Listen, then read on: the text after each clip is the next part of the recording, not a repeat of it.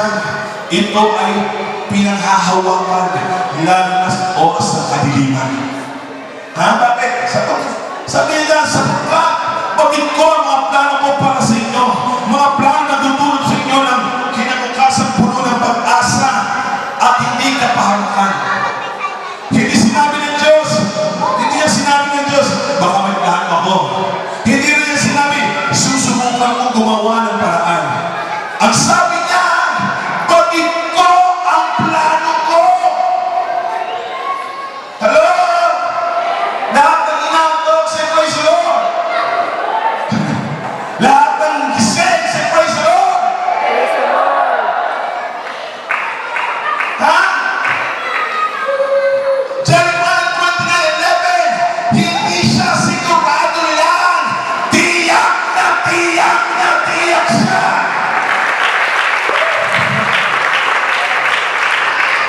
May isang nakilalang kapatiran noon ay may maayos siyang trabaho sa abroad.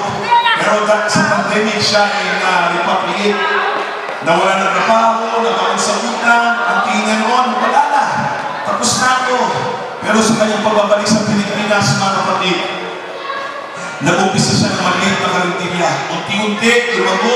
Ngayon siya ay hindi lang may sariling negosyo. May oras pa sa pamilya at aktibo pa sa simbahan. Tanong niya noon, at yung mga tanong niya, Lord, bakit mo kinuha ang trabaho ko? Pero ngayon ang sagot niya ay, Lord, salamat at inalis mo ko sa abroad dahil mas maganda, may mas maganda ka palang plano para sa akin. His way may be painful, but it's always purposeful. Amen? Katulad ni Jose, maaaring ang buhay mo ngayon ay para na pag-iwanan ka ng mataong pinagkakatiwalaan mo. Para kang nakakulong sa sitwasyong wala kang control. Tila ang panaginip mo ay malaman ng matupad. Pero tulad ni Jose, ang susi ay faith. Ang pananampalataya ay hindi na nangalukang hindi ka masasaktan. Pero hindi ka magpapadala sa sakit. Faith is not the absence of pain. It is the presence of God in your pain. Faith is not the absence of pain. It is the presence of God in your pain.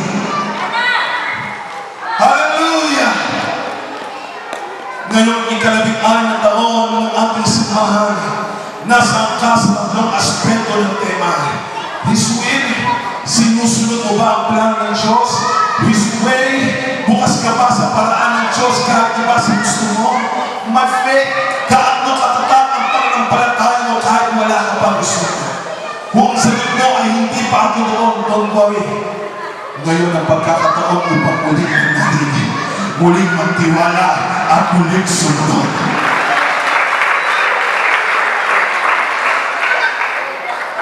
Mga kapatid, ang pananampalataya ay hindi passive. Ito ay active obedience. Ang pagsunod ay hindi lang sa aking linggo. Ito ay sa bawat araw. At ang pagtitiwala ay hindi lang kapag okay ang lahat. Kundi lang kapag hindi. Amen?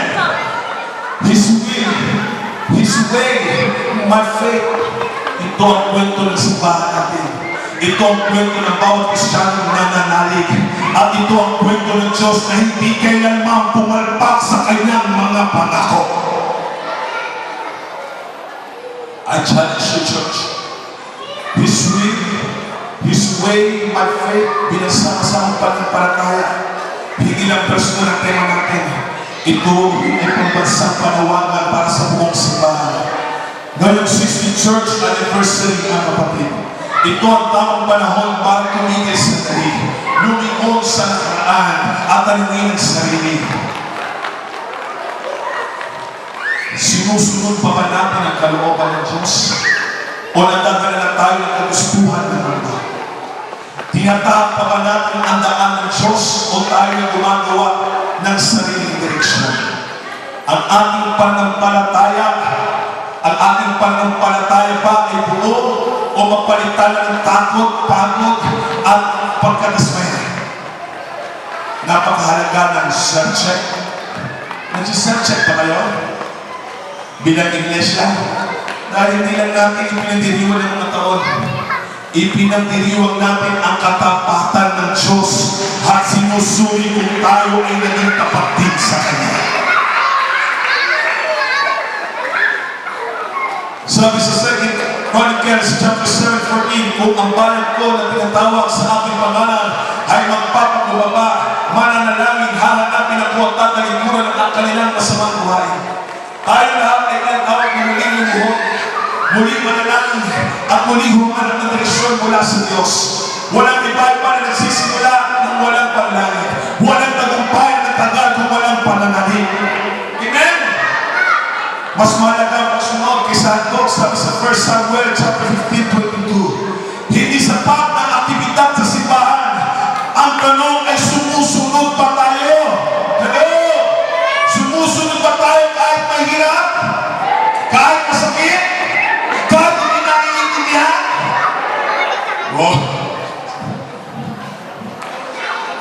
May mga nag-amen. Ang balik natin, sana all. Sana hindi lang tayo mga nag-iglesia, kundi magasunod ng kalooban ng kaparaanan ng Diyos. Ngayong panahon ng krisis, ekonomiya, pamilya, lipunan, ang simbahan ay kailangan tumayo bilang ilaw sa gitna ng kadiliman. Hindi sapat na tayo na sa loob ng simbahan. Tayo ay kailangan maging simbahan na may pananampalatayang matatag na hindi natintinag ng takot, problema o kawalan ng pag-asa. Mga pastor, mga leader, ministry heads, tinatawag tayo ng Diyos na maging modelo ng pananampalataya.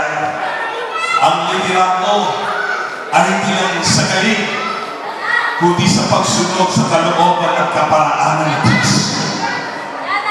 Ang tanong, tayo ba ay gumagawa ng ministry sa kanyang kalooban o sa kanyang diskarte? Tayo ba ay natuturo ng pananampalataya na tayo mismo ay natatakot? This is the time to rekindle the fire. Amen! Yun yung theme sa Fairview Anniversary. To rekindle. Muling paalabin ang pananampalataya at muling sumunod sa panawagan ng Diyos. Hallelujah! Mga kapatid, hindi aksidente na narito ka ngayon. Hindi aksidente na bahagi ka ng simbahan ito. At hindi rin aksidente ang mga pagsubok na pinagdadaanan mo. Sasabay ka ba sa plano ng Diyos? Sasabay ka ba sa plano ng Diyos? Tatahakin mo ba ang kanyang daan? Magtitiwala ka ba hanggang dulo?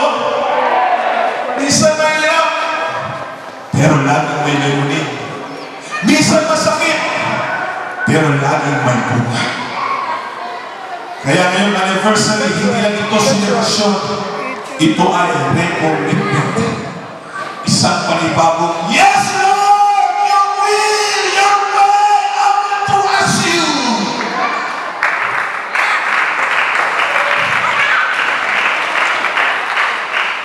Hallelujah! Praise God! Mga kapatid,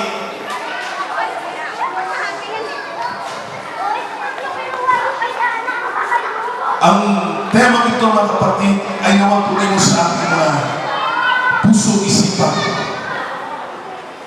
Dahil napaka-importante po na ito mga kapatid na tayong lahat ay nakakaunawa kung ano po ang gusto at nais ng ating mahal na Panginoon. Amen? Hallelujah! Ngayong ikalabing-anim na taon ng ating simbahan, higit pa sa kasayahan, hallelujah, handaan, at celebration desisyon. Ito ay isang sagradong sandali ng